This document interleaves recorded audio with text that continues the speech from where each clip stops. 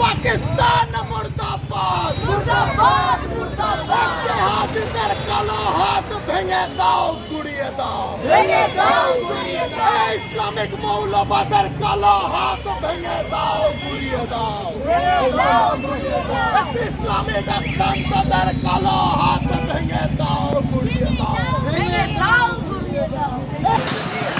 এই মুহূর্তে আমি রয়েছি দমদম এলাকায়, যেখানে এবিভিপি কাশ্মীর ঘটনার প্রতিবাদে একটি মশাল মিছিল সংগঠিত করেছে এবং আমি পেয়ে গেছি সন্দীপ ভট্টাচার্যকে, এবিভিপির নেতা। সন্দীপ, তোমাকে প্রথম যে প্রশ্নটা করব সেটা হচ্ছে যে কাশ্মীরে যে ঘটনাটা ঘটেছে তাতে গোটা ভারতবর্ষ আমরা দুঃখিত, ব্যথিত। কিভাবে দেখছো পুরো বিষয়টা যদি একটু বলো, এবং আজকের এই মিছিলের উদ্দেশ্যটা যদি একটু বলো।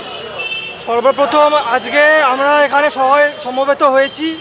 আপনারা সকলেই জানেন কাশ্মীরে যেভাবে ইসলামী সন্ত্রাসবাদীরা ধর্মের পরিচয়ে হিন্দুদের ওপরে আক্রমণ করেছে, হিন্দুদের মেরেছে। আমরা রাষ্ট্রবাদী ছাত্র সংগঠন এখানে সকলে তারই প্রতিবাদে আজকে মশাল মিছিল আয়োজন হচ্ছে দমদম স্টেশন থেকে নাগেরবাজার অবধি। আমার একটাই প্রশ্ন, যে ধর্মের নামে কেন ভারতবর্ষে হিন্দুত্বে আক্রমণ হবে? এবং শুধু 2025 নয়, 1990 সালেও কাশ্মীরে হিন্দুদের ওপর আক্রমণ হয়েছে, তারপরেও বিভিন্ন জায়গায় গণহত্যা সংঘটিত হয়েছে। আমাদের একটাই দাবি যে পাকিস্তান নামক যে ইসলামী দেশ, যে নিজেকে ইসলামের কথা বলে, তাকে আমাদের শেষ করে দিতে হবে।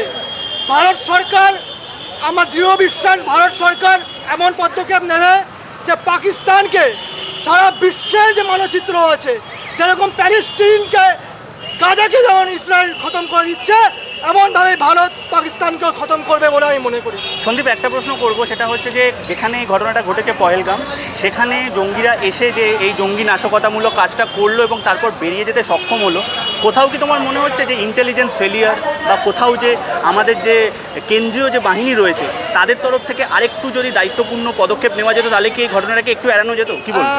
দেখুন, কেন্দ্রীয় এজেন্সিরা তো অবশ্যই ছিল, কিন্তু এখানে বুঝতে হবে যে এটা একজনের পক্ষে সম্ভব নয়। এটা হতে পারে কেউ দেশের ভেতরেও হয়তো কেউ থাকতে পারে জড়িত। এখন এটা পুরোটাই তদন্ত বিষয়, আমি এই বিষয়ে কিছু বলতে চাই না। এবং ইন্টেলিজেন্স ফেলিয়ার ছিল কি না, কেন কি কাশ্মীরে ইলেকশন হয়েছিল কয়েকদিন আগে, সেই ইলেকশনের একটা ইলেক্টেড গভর্নমেন্ট হয়েছিল, সেই গভর্নমেন্ট ওখানে ইলেক্টেড হয়েছে, মুখ্যমন্ত্রী হয়েছে। ইভেন যিনি মুখ্যমন্ত্রী ওমর আবদুল্লাহ, উনি বলেছেন কেন্দ্র সরকারকে কি আমরা খুব ধন্যবাদ যে আপনি একটা ইলেক্টেড গভর্নমেন্ট করেছেন। এরপরে এমন একটা ঘটনা ঘটা অপ্রত্যাশিত। এটা যদি 370 ধারা থাকার সময় হতো হয়তো ভাবতাম কি না নিশ্চয়ই এটা একটা ব্যাপার আছে, কিন্তু এইটাতে এমন সময় হয়েছে যখন একটা ইলেক্টেড গভর্নমেন্ট রয়েছে। তাই জন্য ইন্টেলিজেন্স ফেলিয়ার আছে কি নেই তদন্ত বিষয়, কিন্তু একই সঙ্গে স্টেট মেশিনারিজ তারাও জড়িত আছে কোথাও না কোথাও। তদন্ত সবকটাই হওয়া উচিত বলে আমি মনে করি।